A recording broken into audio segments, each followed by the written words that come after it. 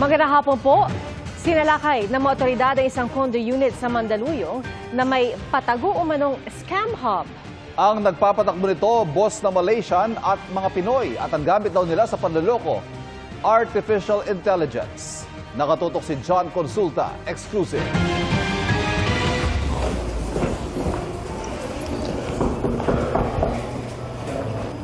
Opo.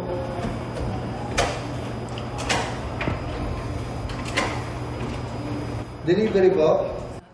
Pagbukas ng pinto ng condo unit na ito sa Mandaluyong, agad dumiretso sa loob ang mga operatiba ng CIDG NCR. Taas kamay, taas kamay. Taas kamay. Kamay, taas kamay. Taas kamay, upo, sige, upo. Taas kamay. May nakabukas pang mga computer. Sa bisa ng search warrant ang paglusob dito ng CIDG NCR dahil ginawa umano itong small-scale scam hub. Ginamit nila ito is dalawang floor yung 7th floor and 8th floor na unit. Ayon sa CIDG, 2 beses daw sa isang buwan kung lumabas ang mga suspect para iwas huli. Nagtatago na talaga sila. Yes, guerrilla type, clandestine na ito eh. So kwarto-kwarto na lang. Nasa isang unit sila, doon na sila natutulog, doon na rin sila kumakain. Halo ang babae o lalaki doon.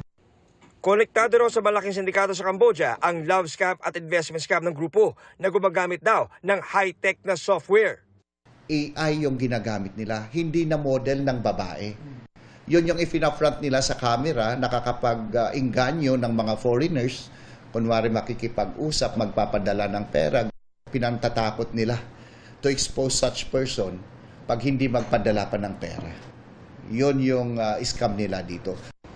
Pinatatakbo ito ng 14 na Pilipino at boss na Malaysian. Spammer at customer service representative daw ang papel ng mga Pilipino at ang kadalasang binibiktima. Mostly mga foreign national at meron ding mga Pilipino doon sa investment dito. Magagaling nga magagaling silang maghanap ng biktima. Yung mga foreign nationals pagka nakakita ng mga pictures, mga ganito, naiinganyo sila. Even Filipinos.